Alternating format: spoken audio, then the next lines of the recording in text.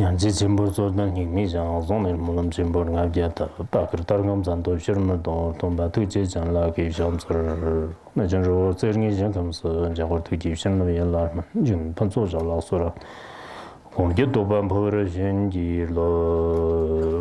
To liberate sentient beings, please generate supreme bodhicitta before teaching. Now let us continue with the Bodhicharyavatara. About this Bodhicharyavatara, we're now on the first chapter, which explains the benefits of bodhicitta. Yesterday we studied 4 analogies. The analogies of the touchstone, the wish-fulfilling tree, the wish-fulfilling jewel, and the escort were used to illustrate the supreme benefits of bodhicitta. Both aspirational bodhicitta and engaged bodhicitta share these benefits. We now continue this part. Yesterday, when we talked about the banana tree, I asked some people from the south about this banana tree. Some say it only bears fruit once. After bearing fruit, it dies. There are 2 opinions. You can observe this for yourselves. In fact, there is a big difference between giving teachings and composing treatises in the way things are expressed. For example, when we compose treatises, there must not be any mistakes in the writing. Because once written, they are hard to correct. But great masters throughout history have not required such strictness for giving teachings or debating. For example, Indian masters such as Chandragomin maintained a more relaxed approach in teaching and debate. So in teaching, a little contradiction is acceptable in terms of words and analogies. But in writing, there must not be any mistakes. This is a principle. During the process of giving teachings, it's common for any instructor or Dharma teacher to be less careful with logic or analogies or word choice. As His Holiness once said, when giving teachings or debating, the goal is to use various means to help everyone understand the meaning. In this process, grammar and analogies are not always the main focus. On certain occasions, we can use special ways to illustrate certain points. So there is a big difference between giving teachings and composing treatises. That is why when I give teachings, I am not always very careful. Of course, if there is no reliable scriptural or logical support, I will not teach it in class. But when speaking, there is no need to be as careful as when writing an article. I think it is not necessary. It is better for everyone to feel relaxed. So, whether in India or Tibetan regions, great masters throughout history have made this distinction between giving teachings and composing treatises. Back to the banana tree we talked about yesterday. I think both views are understandable. People nowadays have different opinions about the banana tree. Some say it has a core, some say it does not. There are also 2 opinions. In fact, even people who live next to banana trees in the tropics do not really understand them. Sometimes they think they know a lot, but in fact that is not the case. Sometimes what others say is not reliable. Only what we have seen with our own eyes can be considered evidence. Otherwise, there may be all kinds of mistakes. We can understand teachings of treatises the same way. Today we will continue our discussion on the benefits of bodhicitta taught in the Bodhicharyavatara. Now everyone is practicing and studying the Bodhicharyavatara. When it comes to practice, especially visualization, some Dharma friends may find it difficult to begin. Just the other day, a Dharma friend called me and said her mind was especially unsettled. Every time she tries to visualize, her mind is filled with many distracting thoughts, and she cannot settle down. She then started crying as she spoke. She said, "It seems I have no hope in my practice. There are so many distracting thoughts every day." I told her not to think that way. For beginners, having many thoughts is normal. Many of you may remember that Mipham Rinpoche mentioned 5 states of attentiveness in the essence of clear light, and at the end of the great biography of Buddha Shakyamuni. We need to understand these 5 different states. If we do not, we may feel we are not making any progress in the practice. We may feel especially disappointed and eventually may not want to practice at all. So what is it like when we practice? At the very beginning, for those who have never meditated before or never practiced before, when we first try to visualize, whether we are cultivating bodhicitta, meditating, or reciting the Buddha's name, our mind will definitely be full of thoughts. All kinds of scattered thoughts will arise. This is normal. Do not worry about it. Our mind is like a wild horse that has never been tamed.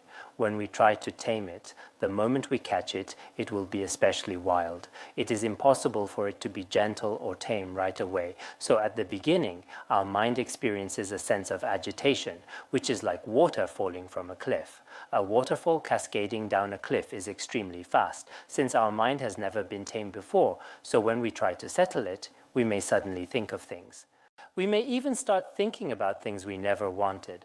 The Buddha, in the Sutra of the Question of Subahu, compared our mind in the initial state to lightning, to wind, to clouds in the sky, and to the waves of the great ocean. It never stops for even a moment and is always scattered outward. This is the initial state where the mind is especially chaotic, with many distracting thoughts. This is normal. The second state is like water rushing through a gorge. The experience of water rushing through a gorge is called the experience of attainment.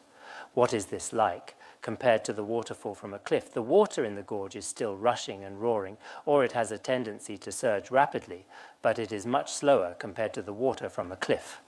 When we reach the experience of attainment, the mind can settle a little, but the period of stability does not last long, just like the flowing water in the gorge, especially in summer.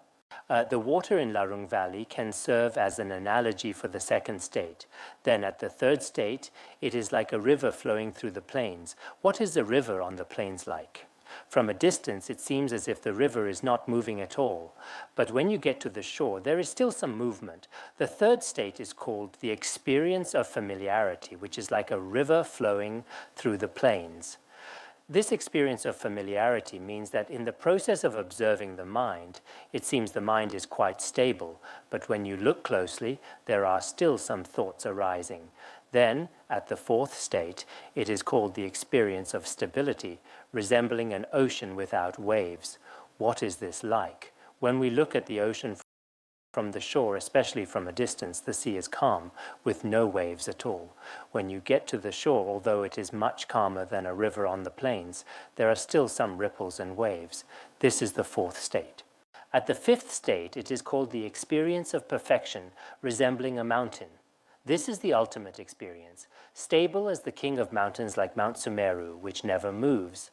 At this state, no matter whether we simply abide or focus our mind anywhere, it does so as we wish. For most of us, it takes a long time to train at each of these states. Some may find that after a few months, the mind can settle a little. For others, it may take years to reach the second state. This is quite common. So at the beginning, if we have never observed our mind or meditated before, and we start meditating, we may find that we used to have fewer thoughts, but now there are more and more thoughts. Sometimes in half an hour, we may find that we have not visualized what we should, but everything we shouldn't be visualizing comes up. This can happen. This is because we have never really observed our own mind. If we have never observed our mind, we simply do not know what it is like. I often use this analogy to illustrate if there is a child and we never pay attention to him, no matter how naughty he is, it doesn't matter to us. But once someone asks you to take care of him and you focus your attention on him, you find out just how naughty he really is. In the same way, this analogy is how we observe the mind. At the beginning, many of us may find it difficult to start visualizing bodhicitta. So this time, I did not specifically require you to visualize anything in particular. You can visualize according to your own situation. But during the visualization, you should always think of cultivating bodhicitta. You're visualizing in order to give rise to bodhicitta in your mind stream. Some people may have a restless mind and cannot even remember to visualize bodhicitta. Then you can visualize the image of Buddha Shakyamuni in front of you. If you still cannot visualize, take a photo and look at it. When his image is clear in your mind, close your eyes and visualize again. If the image fades and you can only vaguely memorize it, then look at the photo again and repeat the process. Over time, your mind will gradually become more focused and be able to settle down a bit. You can visualize Buddha Shakyamuni, Vajrasattva, or Avalokiteshvara. It's all fine. If you really cannot visualize, recite the mantra of Buddha Shakyamuni during this half hour. That is also fine. Chant.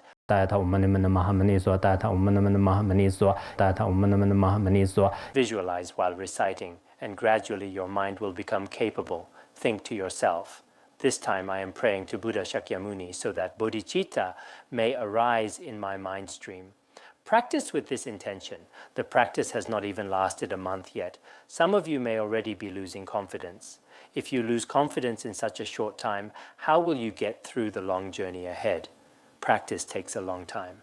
Don't give up just because you can't visualize after a day or two. That is the way of the foolish, not the wise. Have practiced diligently for many years to seek the Dharma. They spent many years practicing in retreat. Only in this way can genuine realization arise in one's mind stream. If such realization were easy to attain, then many people would achieve it quickly. Many wish to accomplish it in just one day, but that is not the case. So I hope that you truly understand this in the practice.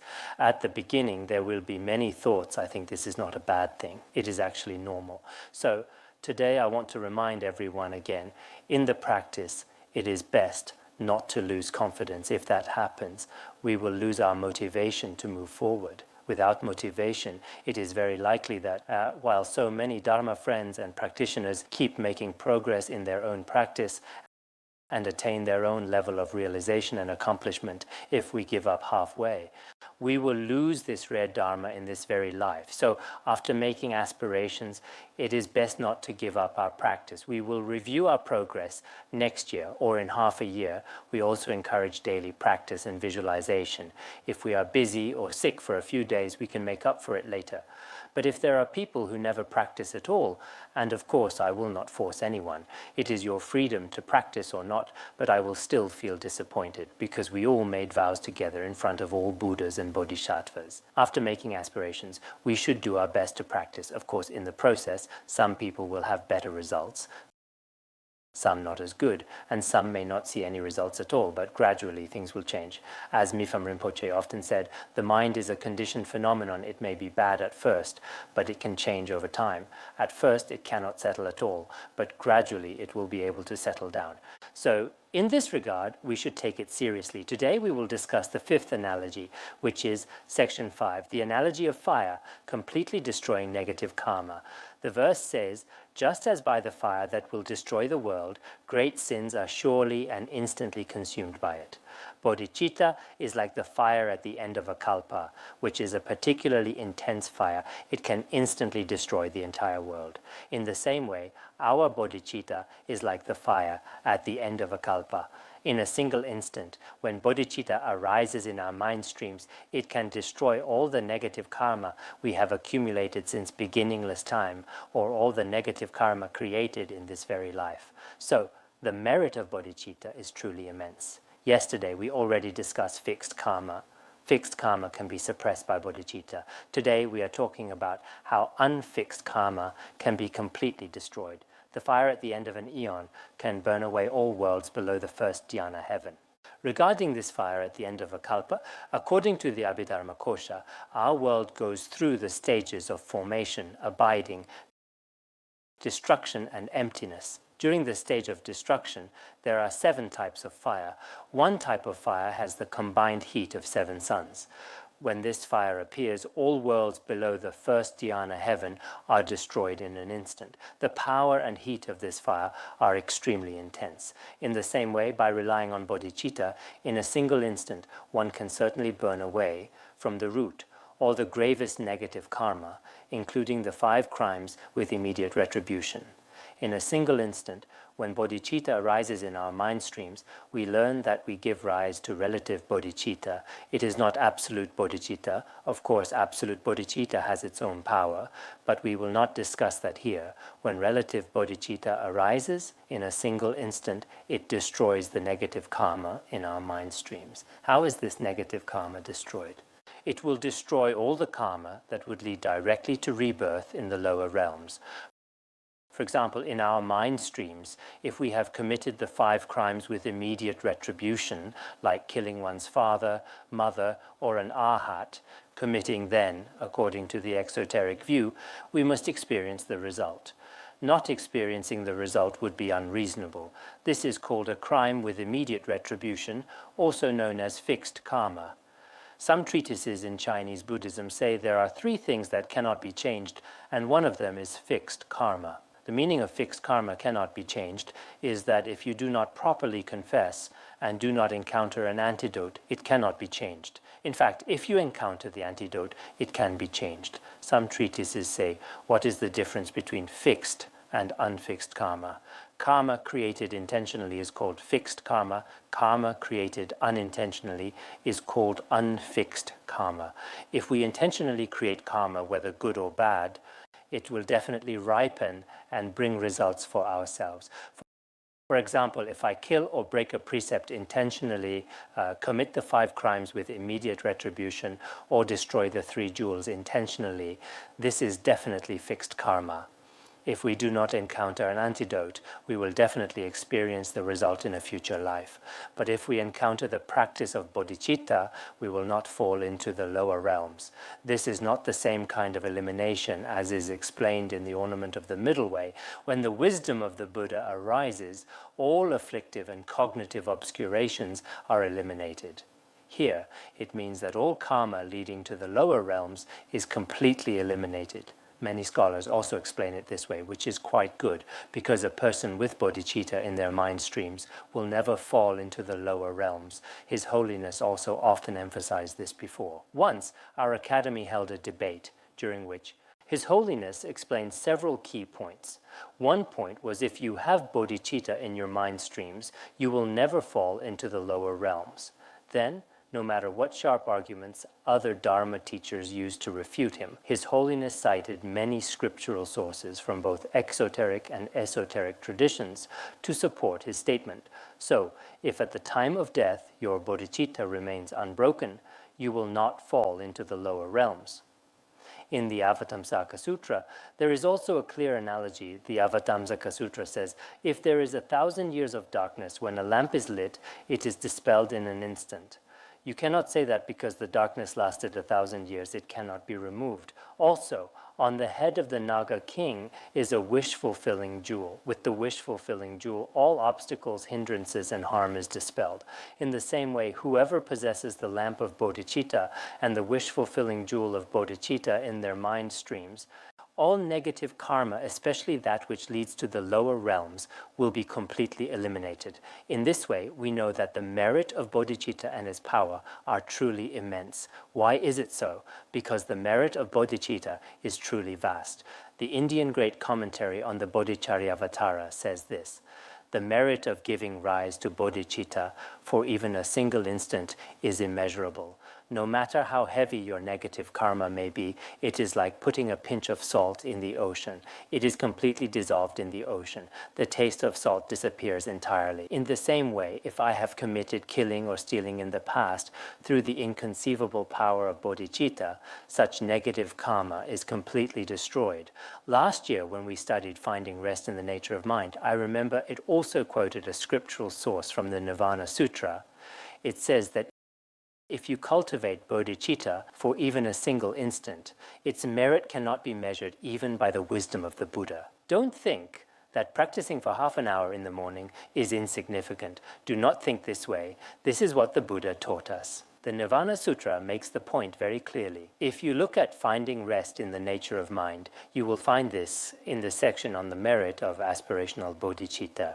Here and in the great commentary are exactly the same. Why is that? Because the merit of bodhicitta, even for a single instant, is immeasurable. So if we have such bodhicitta in our mind streams, no amount of negative karma or obstacles can destroy it. So whether we are monastics or lay practitioners, whether in this lifetime or in the past up to now, whether we remember them or not, we may have created much negative karma. Some people may have killed.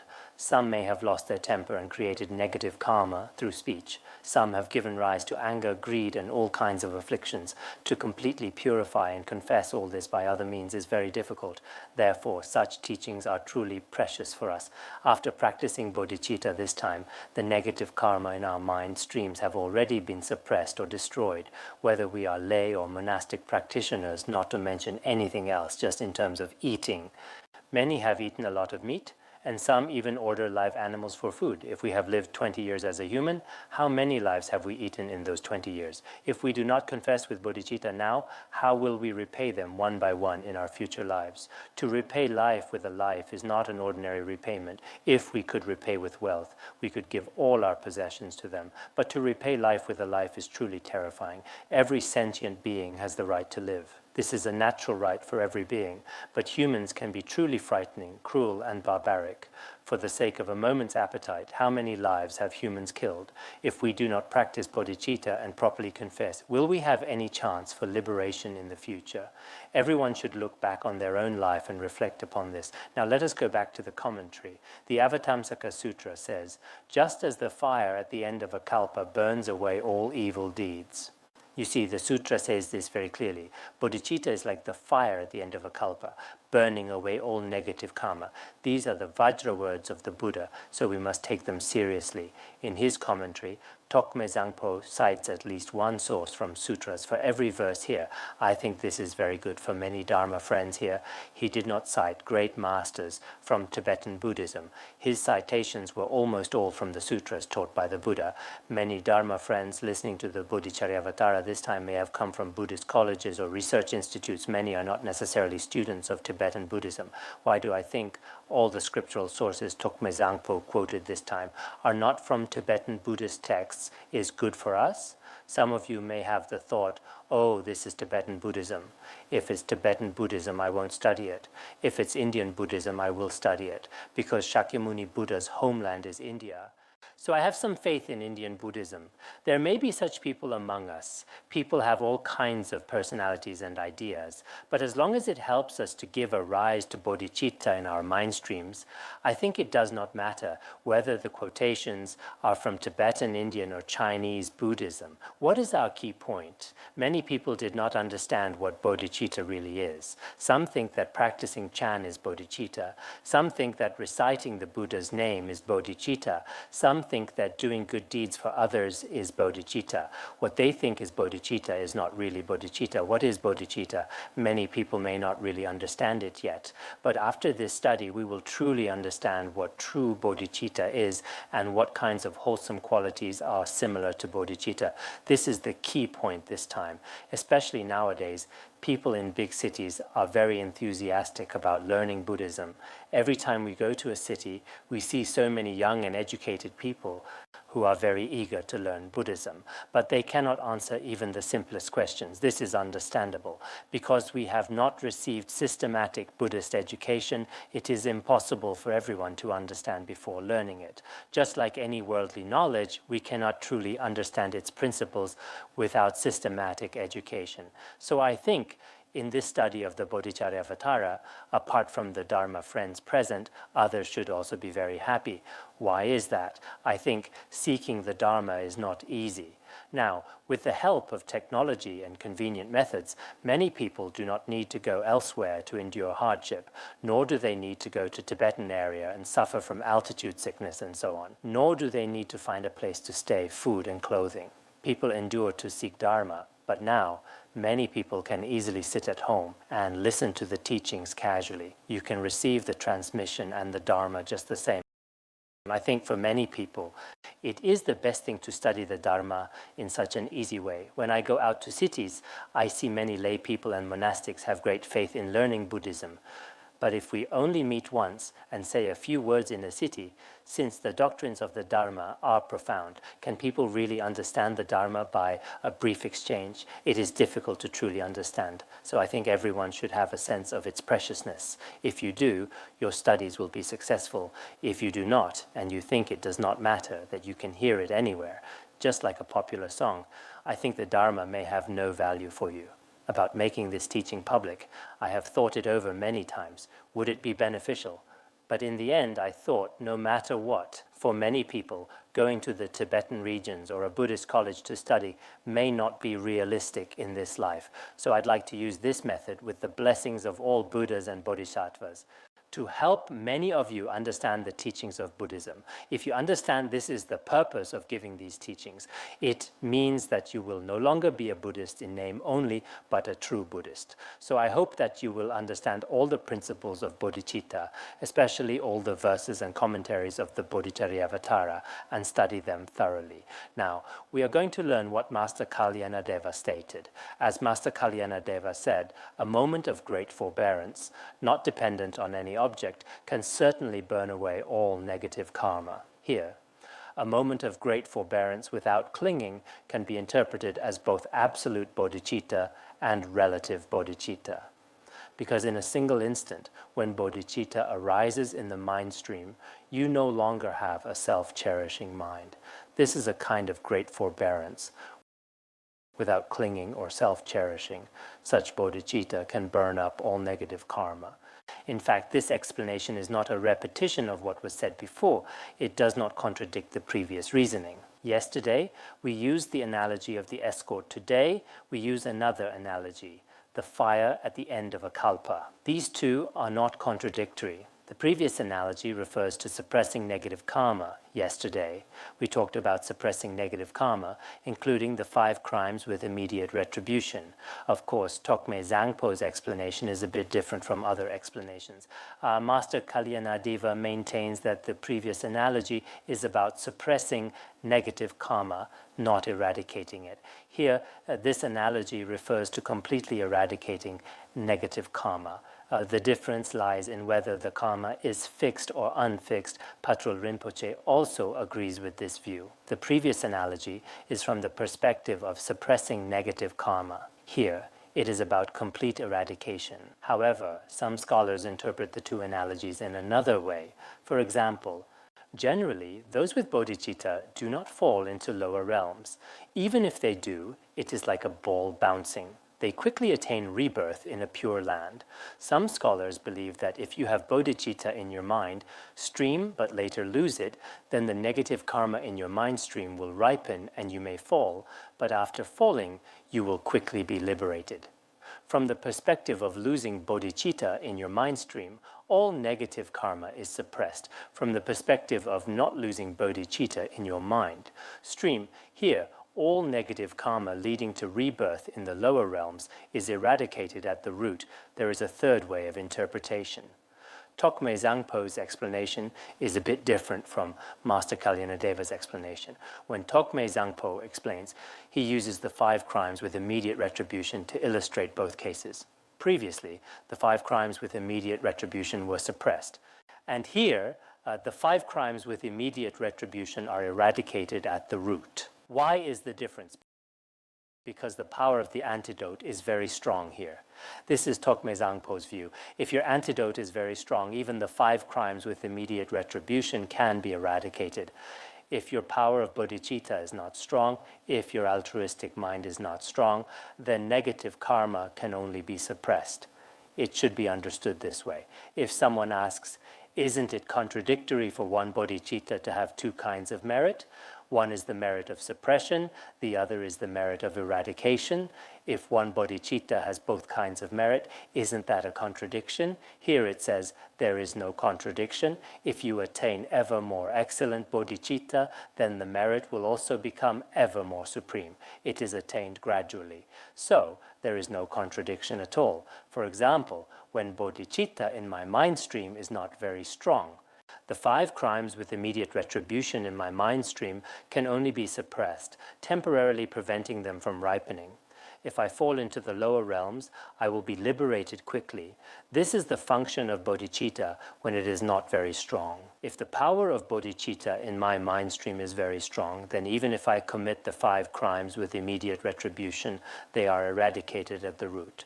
So one bodhicitta has 2 functions. Now let us discuss the 6th point. Section 6. Other merits as taught in the sutras. The wise Maitreya told Sudana, the benefit of this mind is limitless. The verse here says that the merit of bodhicitta is immeasurable. In fact, we haven't explained all its merit. Bodhicitta has immeasurable merit. Wise Maitreya Bodhisattva completely realized the emptiness of all phenomena and is the successor of Shakyamuni Buddha. Since the casual stage, he was called Maitreya, which translates as the compassionate one. When he attains Buddhahood, he is also called Buddha Maitreya. Maitreya Bodhisattva told Sudana about bodhicitta's immeasurable benefits in the Avatamsaka Sutra. The Avatamsaka Sutra records this in detail. Moreover, the wise protector Maitreya said to Sudana, the merit of this bodhicitta is beyond measure. This is recorded in the Avatamsaka Sutra. Of course, according to the current Chinese Buddhist versions of the Avatamsaka Sutra, there are the 40, 60, and 80 fascicle versions. Here, according to the Tibetan version of the Avatamsaka Sutra, it lists 130 merits of bodhicitta. So what is the source of these merits? Many stories explain it in different ways. Here we can understand it the way what the Avatamsaka Sutra says. The Avatamsaka Sutra records, in the city of joyful source, the merchant Sudatta's son, Sudhana, after generating bodhicitta before Manjushri, at that time, Manjushri was in a place called the city of joyful source. There were Sudhana's father, Sudhana himself, and 500 boys, all together before Manjushri. They all generated bodhicitta before Manjushri. After generating bodhicitta, he gradually set out to seek the bodhisattva trainings. At that time, Manjushri prophesied that Sudhana should go south to continue seeking spiritual friends. In order to obtain all the bodhisattva trainings, Sudhana kept traveling south. On his journey, he relied on, according to some Chinese versions of the Avatamsaka Sutra, he visited 53 spiritual friends. Some Tibetan versions say that he relied on 110 spiritual friends. Some Indian masters say that he relied on 1,100 spiritual friends at that time. There are such accounts. No matter how many he relied on, he kept moving forward in search of the bodhisattva trainings. At that time, the Supreme Maitreya Bodhisattva was on the southern seashore in a palace adorned by Buddha Vairocana, teaching the Dharma to a retinue of bodhisattvas as vast as the ocean. At that time, in a coastal city in the south, there was a palace adorned by Buddha Vairocana. Outside the palace, in front of countless retinues led by Brahma and Indra, he was teaching the Dharma. From a great distance, Sudhana was seen approaching. When Sudhana arrived, Maitreya Bodhisattva entered the palace and began teaching. This story can be found from scroll 63 to scroll 80 in the Avatamsaka Sutra. According to the Chinese version of the Avatamsaka Sutra, there are many stories of Sudhana relying on spiritual friends. You can look them up for yourselves. While Maitreya was teaching, Sudhana, seeing this, hurriedly paid homage. Some treatises say that from 500 yojanas away, when Sudhana saw Maitreya Bodhisattva, he bowed to Maitreya Bodhisattva. When he bowed, Maitreya was in the palace and pointed at Sudhana with his right hand. Then, among the many retinues, he first praised Sudhana's spirit of seeking the Dharma by relying on spiritual friends. Then he recited this verse, Maitreya Bodhisattva praised Sudhana before the assembly, saying, "Behold the one of pure intention, Sudhana, son of Sudatta, who seeks the supreme bodhisattva path and has come before the wise one." Maitreya Bodhisattva said that Sudhana's intention was pure. He is the son of Sudatta, named Sudhana. He came to me seeking Bodhi. Then he said to Sudhana, "Welcome, welcome, compassionate one. Welcome to Maitreya's mandala. Welcome, peaceful and gentle one. Are you weary from your ascetic practice?" It is explained here that Sudhana relied on so many spiritual friends and at that time came before Maitreya. In fact, he was to see Maitreya's mandala. What does this mean? It means that after seeing the mandala and with Maitreya's blessing, all the stages of Maitreya's bodhicitta, from the cause to the 10th bhumi, were magically displayed before him. At that time, Sudhana truly gave rise to bodhicitta.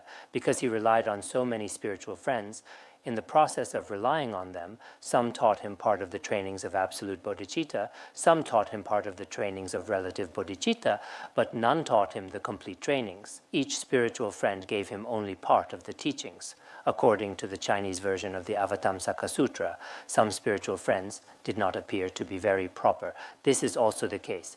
You can see for yourselves. Sudhana respectfully asked, "Venerable One, when I truly enter the path to Supreme Bodhi, I do not know how to diligently train in the Bodhisattva trainings." In the end, Sudhana said to Maitreya Bodhisattva, "I have truly generated bodhicitta and entered the path of bodhicitta. Manjushri told me to seek spiritual friends everywhere. I have already relied on more than 50 spiritual friends, but I still do not know how to practice. How should I practice? I have so many discursive thoughts." Then he asked Maitreya Bodhisattva, "Please instruct me." Maitreya Bodhisattva replied, "Good man, you have been accepted by spiritual friends." He said, "You have been completely accepted by so many spiritual friends. Why? Good man, You have been accepted by spiritual friends. You are a suitable vessel for the Dharma. Once you are a suitable vessel, I can teach you the merits of Bodhicitta. Then here, he used analogies to explain the merit of Bodhicitta. According to some treatises, in the Avatamsaka Sutra, it is explained that Bodhicitta has 230 merits, while others say 130. Generally, there are two views. The Compendium of Training also quotes from the Avatamsaka Sutra to explain the merits of Bodhicitta. So here, Maitreya Bodhisattva explained to Sudana the merit of Bodhicitta. Each one is explained with an analogy. Bodhicitta is the root of all the Buddha's teachings, like a seed. Without a seed, there can be no flowers or fruit. So Bodhicitta is like a seed of the Buddha Dharma. It enables all beings' virtue to increase. Bodhicitta is like a fertile field. All beings depend on it for survival, so it is like the earth. Only with bodhicitta can we survive. Without an altruistic mind, there is no chance to survive. Bodhicitta is like the earth. It truly eliminates all poverty, so it is like the god of wealth. It perfectly protects all bodhisattvas, so it is like a father. It truly accomplishes all things, so it is like a wish-fulfilling jewel king. It fulfills all wishes, so it is like a precious vase. Bodhicitta has these and countless other immeasurable benefits. There is a detailed explanation, I think, in Tibetan Buddhism. There were many great masters who have studied or have researched the Avatamsaka Sutra. In Chinese Buddhism, I think, since ancient times, especially in the Huayan school, many great masters have studied the Avatamsaka Sutra in great depth. For example, in history, in the Tang dynasty, there was an imperial teacher named Qingliang Chengguan who studied the Avatamsaka Sutra and taught it more than 50 times in his lifetime, according to his biography. Every year, he basically taught it once. For us, even reciting it once is quite difficult, but he was extremely diligent. He would teach for 8 hours every day. For us, after listening for 1 hour, we are already checking the time. We always check the clock, wondering if the time is up. Some lay people outside feel the time is too long, only after half an hour watching VCDs or listening to MP3s. If you were truly a disciple of the Master Qingliang, you would have to sit for 8 hours while he taught the Avatamsaka Sutra. At that time, he was an honored teacher to 7 emperors. He lived to be 102 years old. During the Tang dynasty, as we know, the emperors of the country were also deeply devoted to Buddhism. This can be seen from the life stories of Master Qingliang. So when we study, even if we get a little tired when listening to teachings for a long time, or must put a little extra effort, do not think much of it. If we look at the biographies and historical record of the great masters, we can see this clearly. Our current study is not that good. In the past, Vinaya Master Dao Suan practiced at Mount Zhongnan and eventually founded a Vinaya school. He listened to the Vinaya in 4 parts 20 times under his teachers. Let us think about this. I have also mentioned before, Dilgo Khyentse Rinpoche received over 700 volumes of transmissions in his lifetime. You can ask yourselves, how many teachings have you received? You may think you have taken refuge and have studied Buddhism. But how many scriptures have you studied? Have you read 20? If you have not even read 20 sutras, you can be considered a beginner. You may not like to hear this, but it is true. In the past, great masters always treated worldly matters lightly, the main goal of life. The most important thing is to arise bodhicitta and study the Dharma. This is their main goal of life. But nowadays, many people put studying the Dharma in a secondary position and spend all day on all sorts of trivial matters. As a result, your mind is filled with nothing but worldly concerns. There is very little space left for the Dharma. In this way, your human life, which is so precious and hard to obtain, is wasted. It is completely taken up by worldly matters. What a pity. So, I think it is very necessary to study Dharma, whether it be the Avatamsaka Sutra or any other scripture. Master Hanshan once said, if you do not read the Avatamsaka Sutra, you do not know the riches of Buddhism. If, as a Buddhist, you have not read the Avatamsaka Sutra, you are not considered a wealth person in Buddhism. In Buddhism, especially in the Avatamsaka Sutra, many truths about the universe and life are explained in great detail. Why did Professor Huang Nianzu from Beijing University of Posts and Telecommunications, who was also a scientist in physics, always teach the 10 profound mysteries of the Avatamsaka Sutra? This is the reason.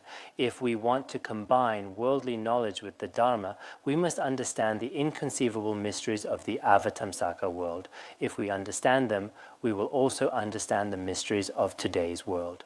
Now, many scientists are spreading the teachings of the Avatamsaka Sutra in the world. Didn't Einstein also say that what we now call space, time, and matter are all but illusions, without real existence?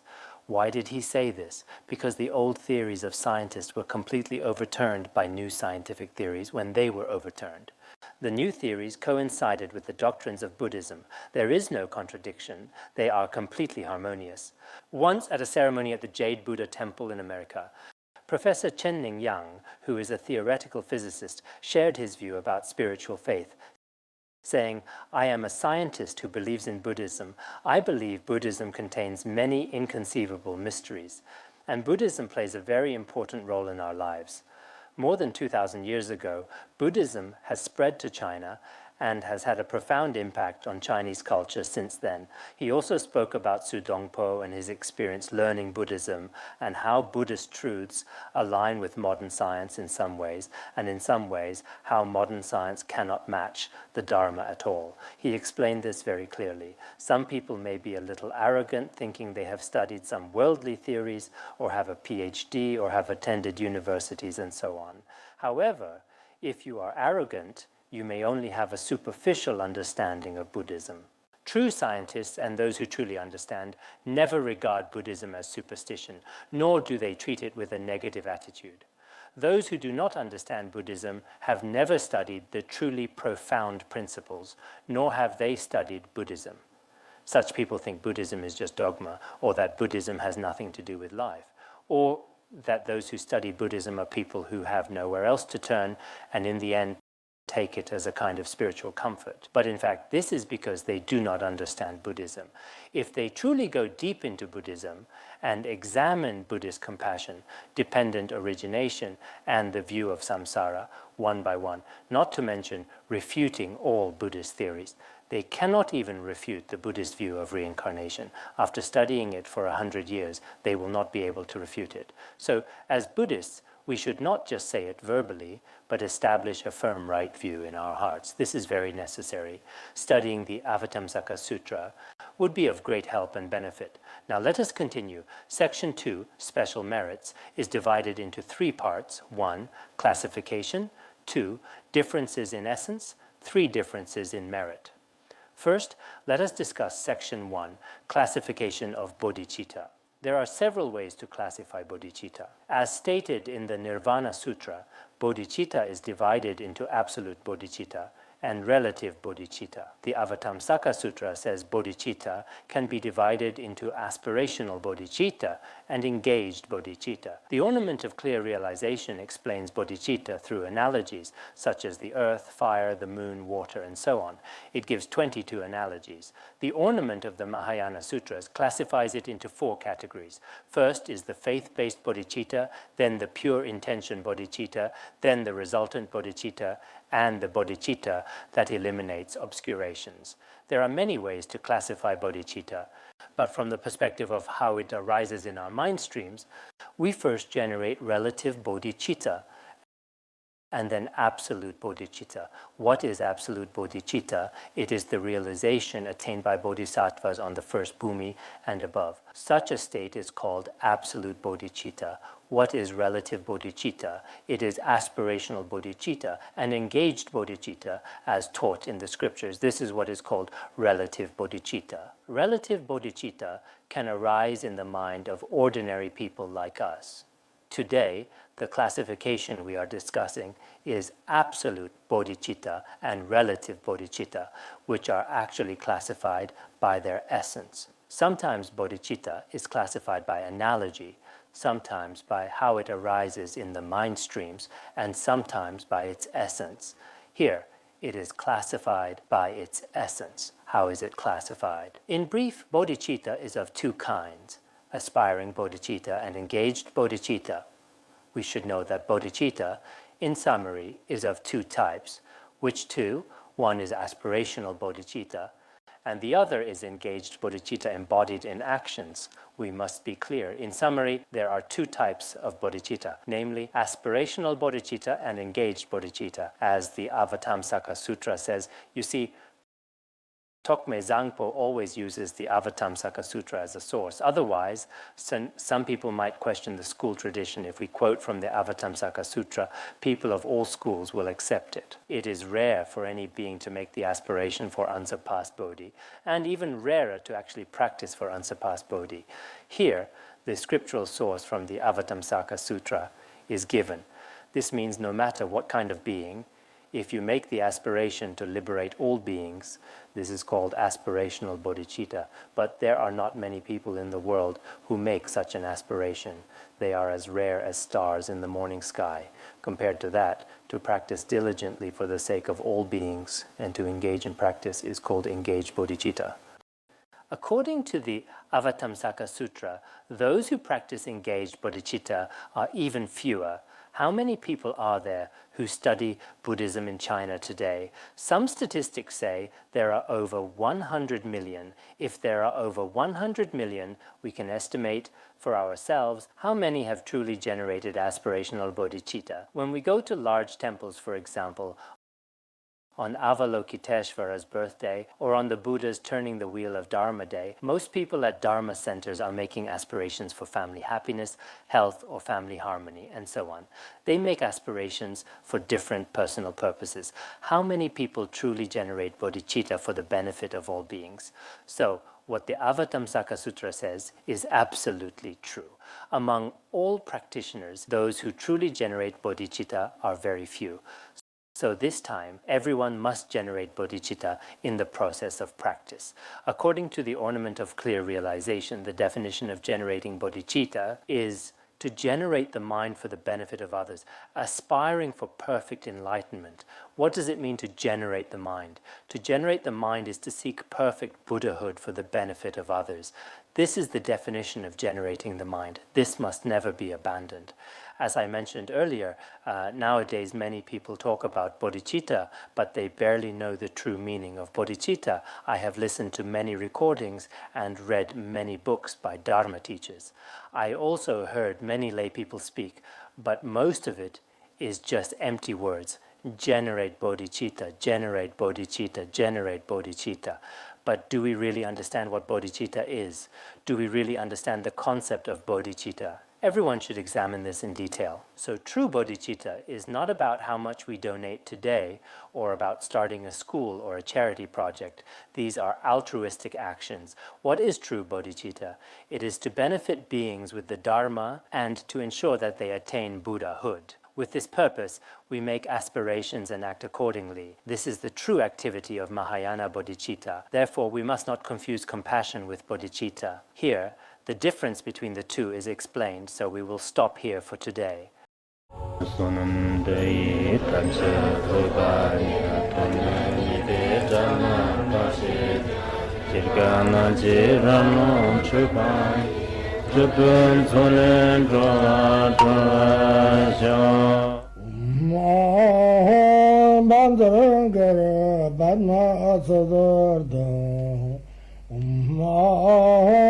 Bandharangara Padmasada